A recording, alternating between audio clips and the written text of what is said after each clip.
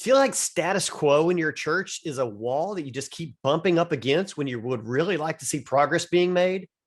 Inspiring your church into deep change is what we're talking about this week. Stick around on the Church Revitalization Podcast. Hello, and welcome to the Church Revitalization Podcast, brought to you by the Malphurs Group team, where each week we tackle important, actionable topics to help churches thrive. And now, here's your hosts, Scott Ball and AJ Matthew. Welcome to the Church Revitalization Podcast. My name is Scott Ball, and I'm joined, as always, by AJ Matthew. And today we're brought to you by Faith Street. Faith Street is an iOS and Android app that brings congregations together. Faith Street is led by a team with roots in the Assemblies of God, the Vineyard, PCA, Anglican, non-denominational worlds. Listen, this is a tool that is built by church leaders for church leaders, and that's really important. So if you're looking for a tool that can build community in your church between Sundays and not just relying on those events, but really wanting to drive fellowship and generosity and mindfulness and promoting your teaching aspects and engaging in that throughout the week, check out Faith Street. Go to faithstreet.com/Malphurs. Get 20% off because you're one of our listeners.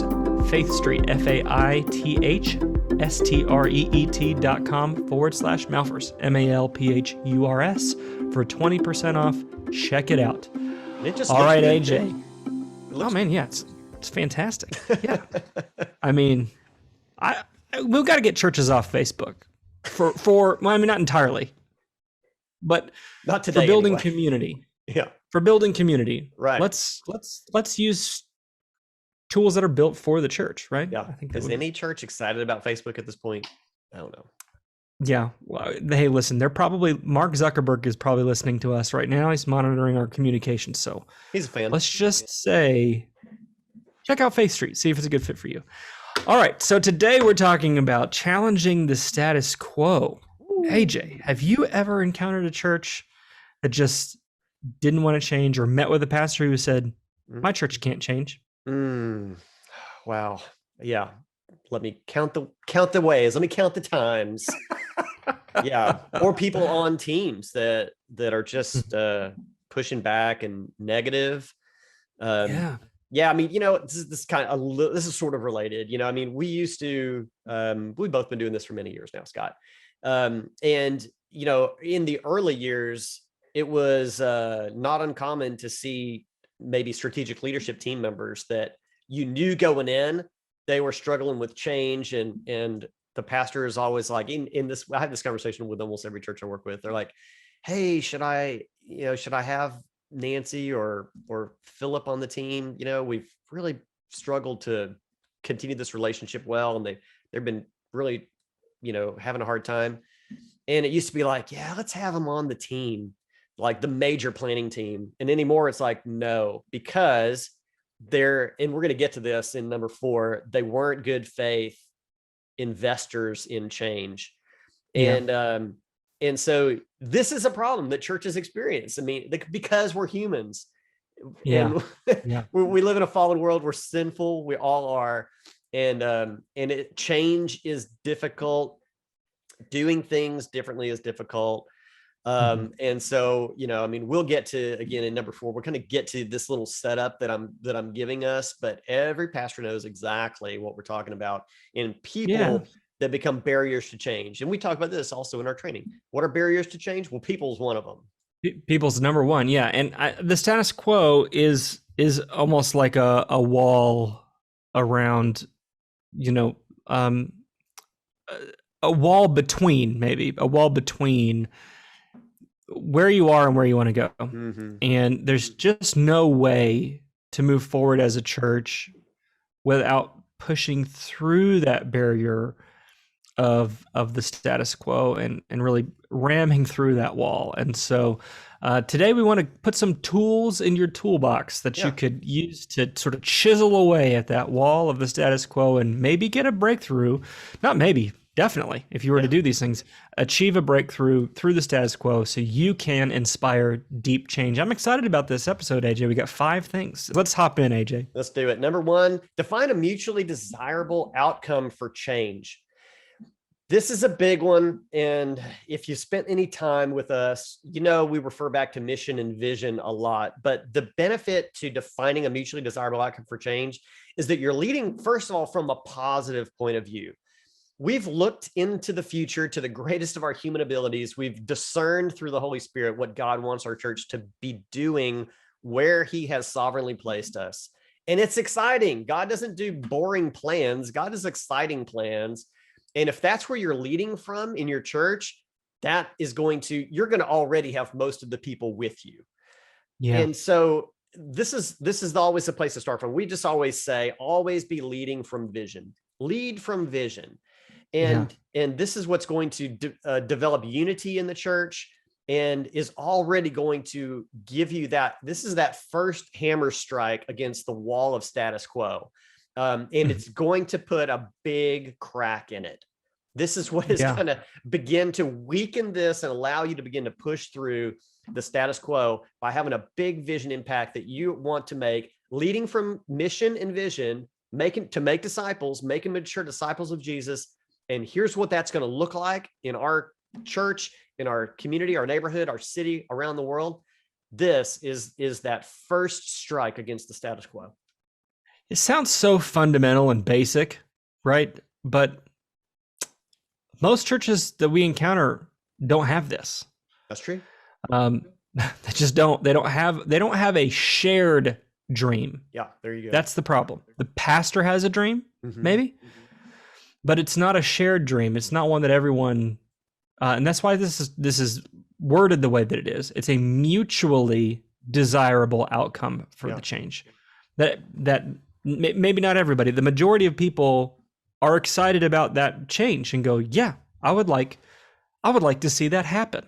And that's going to be different based on where your church is at, geographically, or where you're at just in terms of the culture of your church or whatever. But it's got to be something. It can't just be you, the pastor's dream for the future. Right. That's often the problem. It has to be a mutually desirable outcome for change. Right. Yeah. So I don't want you to miss that aspect of vision. It's not that you just need to have vision. It needs to be a shared vision, one that the majority of people go, yes, I see that. I want to go to that. I was meeting with the church yesterday. We were talking about this, and I was talking about how it's not enough to say, if you're having a little family meeting, hey, we're going on a road trip. Everyone could go, yeah, that would be great, right? So that'd be like saying, hey, as a church, we want to grow. Okay, yeah, that would be great. But that's too generic. That's not specific enough. So if we say within the road trip idea, AJ, someone wants to go to the beach and someone wants to go to the mountains, well, those are 2 very different trips. If you're starting from the Metroplex there in Dallas, driving towards the beach and driving towards the mountains, it's two very different routes, right? You got to be clear. It's got to be mutually desirable. Well, if you want beaches and mountains, maybe you got to be driving to Southern California. Like that's the road trip you need to take, right? So you need a mutually desirable outcome for change. That vision has to be shared. Don't miss that point for number 1. Absolutely. That leads us to sort of, the other side of this coin now in number 2, and that's quantify the cost of not changing. And we have put these in this order of number 1 and number 2 for a reason. We just talked about the benefits of leading from a mission vision perspective in number 1. Well, the other side of that coin is that where we are today doesn't look like what we want to see it tomorrow. We're starting from a different place than where we want to end up. It's the other side of that coin. So we can't talk about what does tomorrow look like, this better future, without talking about what does it look like right now. And it might be kind of ugly. We don't want to stay where we are, and we can't if we want to go somewhere new. And so, so we have to do this. We still have to quantify the cost of not changing. What are we giving up by maintaining the status quo? Or even, worse, what will continue to be negative or get worse? How much Right. loss will we have? Maybe your church is declining, and the status quo. I tell you what, we've talked about this, Scott. I love how you've said this before. There's really the myth of status quo is that nothing ever does actually stay the same.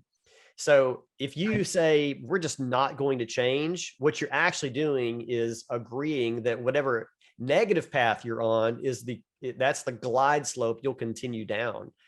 That's right. We've got to quantify the cost of not changing. What's the opposite? What's the negative side of us not pursuing a big, exciting mission and vision in our church? And this is the reality check, right? That a lot of people need to, excuse me, see in front of them to understand the contrast, right? And we use this all the time in the church with, like, the bigger I see God as for who he actually is, the smaller I see myself as, or the bigger my sin becomes when I look at this holy God. Same thing with our vision. How bad do we now see ourselves when we see how much better we could be? Is that making sense, Scott? Yeah. I mean, I will often tell churches that, like you said, that the status quo is a myth. Things are changing. And so the choice then isn't between change and not change. It's, do I want to be a victim of change? So it's external and it's happening to me. Or do I want to have a voice in change where I can actually affect the outcome of what's coming? Yeah. And so now all of us live underneath the sovereignty of God. Nothing is going to happen to us, and we are not going to achieve anything that is outside the scope of what he has seen. We understand that. And yet God has invited us to play a role in it. And how those things interact, obviously, is a mystery none of us fully understand. But we can choose to be a victim, or we can choose to have a voice in change. And so we're advocating that it would be better to have a voice in it than to be a victim of it. And just like if you're standing in the middle of Dallas, you'll never smell an ocean breeze. Right? That's just the fact. If the shared dream is to, head to the beach, it's not possible for you to feel that ocean air and smell that ocean water and get that fresh seafood so long as you're standing in the middle of the Dallas-Fort Worth Metroplex. There is a cost of not changing. There's a cost of not getting in the car and starting that trip. And you need to, a key word here is quantify that.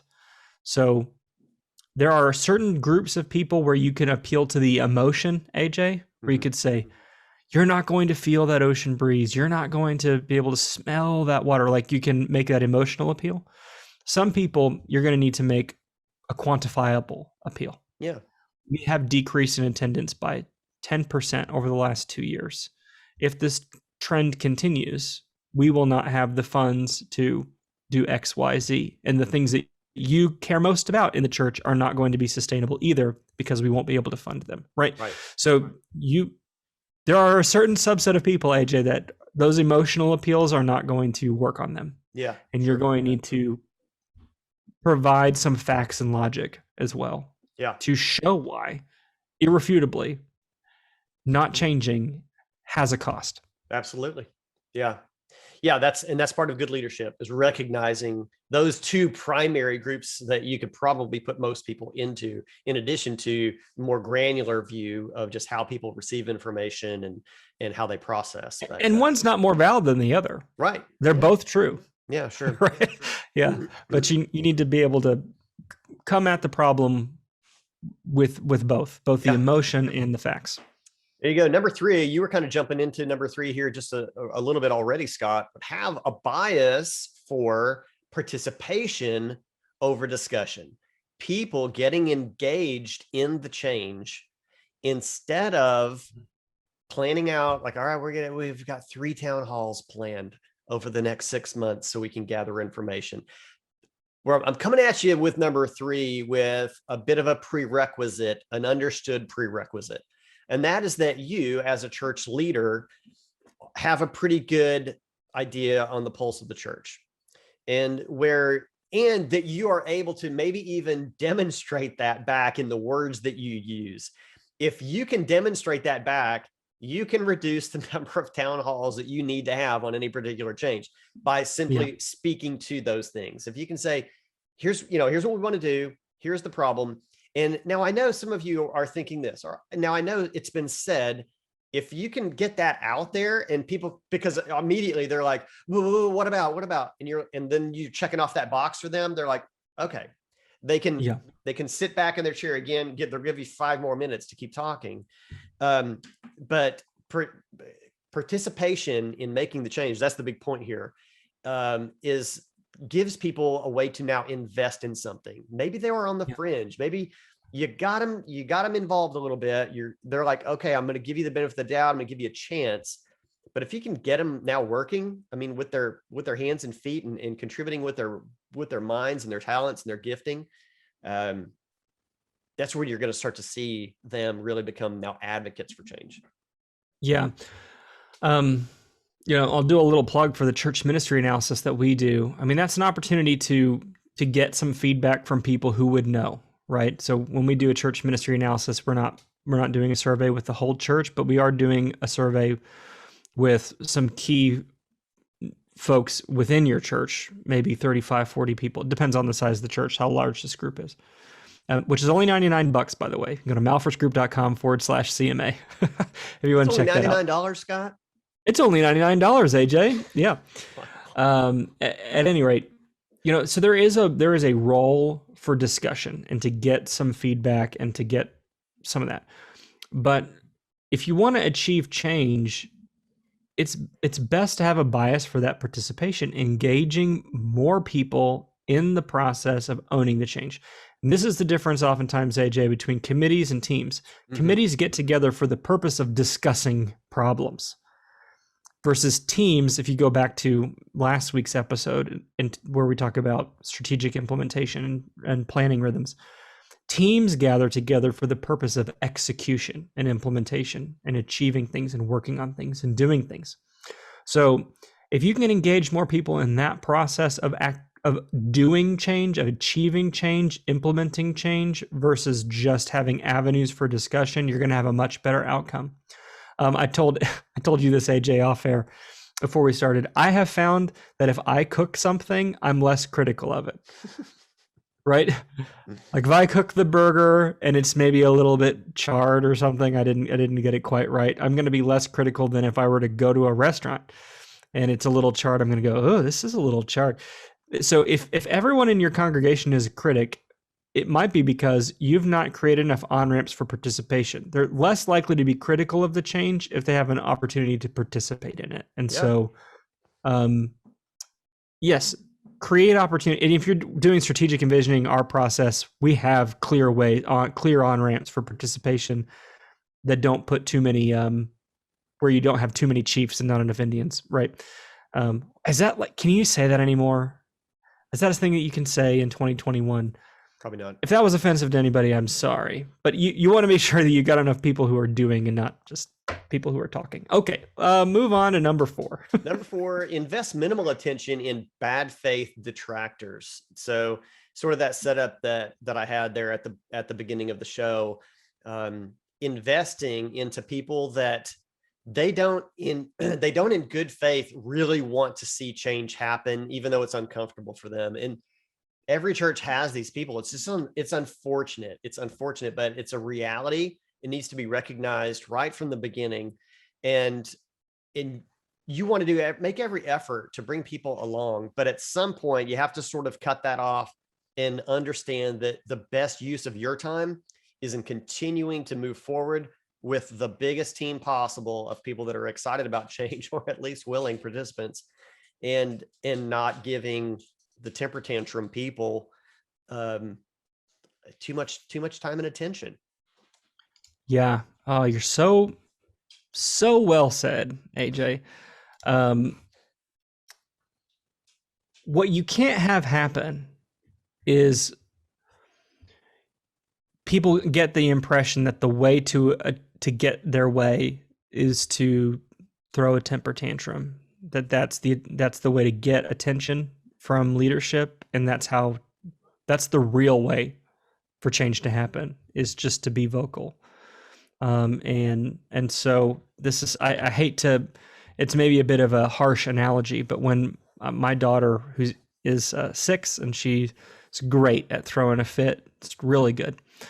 And so, I used to, when she was younger, we'd put her in timeout or whatever. But as she's gotten a little bit older, I don't really do that anymore. What I will do, though, is I pick her up, AJ, and I put her in her room, and I leave the door open, and I don't give her a time limit. I just let her know, hey, whenever you're ready to come down and have and we can work something out, you're welcome to come downstairs. So I don't tell her, oh, you got to be up here for 6 minutes or whatever. I don't do that. I just, when you're ready to come down and we can work something out, great. But so long as she's throwing a fit and screaming or whatever, that's a bad faith discussion.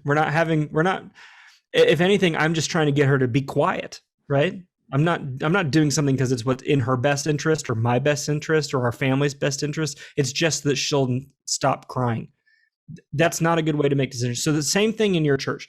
When you're making decisions just so that someone will stop complaining, or just so that they'll keep tithing, or just so that they won't leave, or just so they won't rant about you on Facebook, those are not good motivations for having a discussion, AJ. Yeah. You have to explain when you're ready to have a good faith discussion about how we can move forward. Fantastic. Yeah. But so long as you're going to behave in this way, there's nothing that we can talk about. Yeah. There's still ways of handling these situations in love and with respect. And if you're not sure you're good at handling those kinds of situations with love and respect, maybe get a little input from somebody else. Some of us a little lower on the EQ scale, maybe might be a little too harsh for some people, but I actually think it requires a higher degree of EQ to handle those situations well. But so yeah, maybe get someone who's not going to lose sleep over conflict. Yeah, for sure. Too bad. All right, bye. No. Okay, number 5. Draw maximum attention to progress. And this is a fun and exciting piece, and it's so often forgotten or pushed to the side or not given the credit that it's due. And it's so great. I love being at a church on a Sunday morning in which and it only takes 30 seconds, maybe a minute of your time to have somebody come up and talk about maybe changes that are in the process of implementation in the church, or some exciting thing that's happened. At least get into the habit maybe of talking about missions results or something. That's a great place to start, even if you don't have any change initiatives happening right now. Mm-hmm. I love hearing from a missionary, or at least a missionary report, or something that the church has participated in, and what the cool or awesome results were of it. This is a great way to continue to keep the vision in front of people, show that progress is being made, incite participation. I mean, it's just an awesome thing, and it doesn't take that much. Yep. No, what it takes is intentionality, which goes back to last week's episode. So again, go back to listen to what would it be, episode 85. Yeah. But we tend to just get into the groove, AJ, of doing whatever. And so if you're going to highlight something that's happened that's cool, you have to really think through that and plan it out. I love when churches film videos celebrating something that's happened in the past. Obviously, that takes time. You've got to get whoever you're going to interview or whatever, and you got to film it. But that gives it reach. You can post it on Facebook, or on Faith Street. You could share it on. I see what you did there, and that's you're a skilled host, Scott Ball. faithstreet.com/Malfers, get 20% off. But no, in all seriousness, you want to are trying to draw a contrast here, AJ, between point 4 and point 5. Point 4, we're saying invest minimal attention in bad faith detractors. You have to deal with it, but you don't want to, give it more attention than it deserves. Mm-hmm. Whereas number 5, draw maximum attention to progress, even if it's small. Maybe especially if it's small. If it's something that most people would overlook, those are the kinds of things you want to highlight and go, this is making a big difference. This is making an impact. Yeah. Yep. So important. Man, and a home run on number 5 is when you've had somebody, a good faith detractor, somebody that wasn't on board, but saw positive change, had a desire for positive change, and maybe even had a change of perspective, you bring them into number 5, drawing attention to the progress, and they're the ones speaking it. Home run. I've had this happen on SLTs, Scott. I don't know if you have or not, but somebody that maybe they were like not too sure about this. And then it clicks for them and they're like, I got what we're doing here. And I've had this happen on several occasions where they go off on like a little mini speech talking about the positivity, and everybody in the room is like, I can't believe he just said that. Well, look at where we started with, and in every case, it's like, oh my gosh, I wish we were recording that, because that would have been a great Sunday morning video. So man, leader, pastor, whoever is watching this right now, keep your eye and your ears tuned for these things, because those are awesome. There'll be plenty of people that can say good things about what's happening, but if you could find a really impactful person, that's even better. Absolutely. So let's recap this, AJ. We got five things you can do to inspire deep change, to break through the status quo. Number 1, you need to define this. We're leading from vision, right? We're defining a mutually desirable outcome, and that mutually desirable outcome is key. It's got to be a vision that is shared. Mm-hmm. It's not just your vision as the pastor. That's an opportunity for conflict. It has to be a shared dream for the future.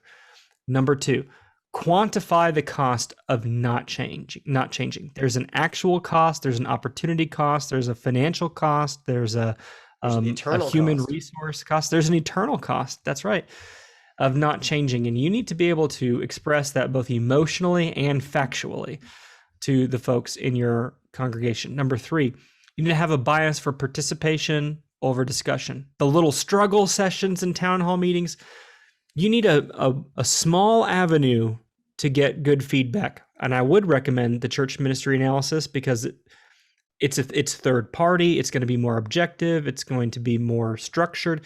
But the constant let's get together and have 15 committee meetings and all that's just not helpful. It's not productive. So have a bias for participation, giving people ownership in the change and not just opportunities to talk about change. Mm-hmm. Number 4, invest minimal attention in bad faith detractors. Most people who are afraid of change are not operating in bad faith, but some people are. You need some degree of emotional intelligence to be able to see the difference between people who don't understand and people who are operating in bad faith. Those who are operating in bad faith don't award their squeakiness with grease. You have to kind of let them know that when they're ready to operate in good faith, you can invite them to participate in the change.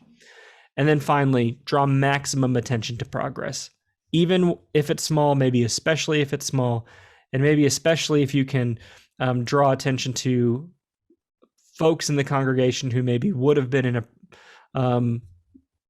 people who were maybe opposed to change, but now are engaging in that change, and not the usual suspects.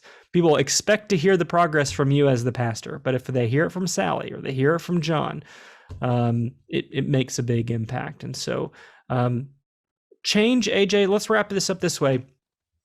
Change is not something that I think we can expect reasonably to happen overnight. No. And sometimes we set ourselves up for failure by assuming that change can happen that quickly. And something I've heard you say, and I think we've both said it several times in different circumstances, but you didn't get where you are overnight, and so you can't expect to get somewhere different overnight. Yeah, it's going to take time. Most positive things are slow. A lot of negative things might be fast. Overnight, you could lose the roof off the building because of a tornado, or or a fire. There's a lot of bad things that can happen really quickly. The good stuff usually takes time. That's right, and it's worth it. You have to embrace the fact that it's worth investing the time in. We've talked about this on the podcast in some recent episodes. I've been doing some health stuff, AJ, and I don't see every day necessarily the progress I'm making in my health stuff, right? But I do see it when I look back to when I started Mm-hmm. and go, wow, what a difference, right? I mean, you could probably go back, listener, and go back to episodes in January and screenshot me. I mean, I think hopefully people can tell, hey, I've been lost a couple LBs, right? But that's not the point. The point is I feel better. But you have to take the commitment to the journey. If how I felt in the first couple of weeks was how I was going to judge the whole process, I would have stopped. And when you start a change process, AJ, you're going to encounter the most opposition to that change in the first 6 months of that. Yeah. And if you can push through that and not capitulate and not compromise, but really move forward and build consensus and do the things we've talked about, AJ, it's going to be worth it. But you have to be willing to push through the change in the first 6 months. Yeah. I don't know. That's what I've seen. That if the churches that give up, it's a real bummer, and it's a waste for everybody. It's a waste for the kingdom. It is. It is indeed. Yep. Keep your eye on the prize, folks. Absolutely. Awesome. Well, hey, I like this one. Yeah. Hey, you want to wrap us up? Give us the, where can they find the show notes for today? Show notes are at malfirstgroup.com/86. That's what number episode this was. And so, yeah, you can read a little bit more in depth about each of these points. And of course, how you can get in touch with us if you'd like some help working with your church. And one last mention also, Scott, of our sponsor, Faith Street. You can find out more about them at faithstreet.com. That's faithstreet.com. And if you throw the /Malphurs, MALPHURS on the end, you get 20% off. And I think you'll be glad you did that to help build fellowship and community and discipleship in your church. It would be well worth a look. Thanks, Scott. That's right. Hey, thank you guys for joining us. We will see you next week with another great topic, actionable and applicable to your church as you look to make and mature more disciples. We'll see you next week. Bye.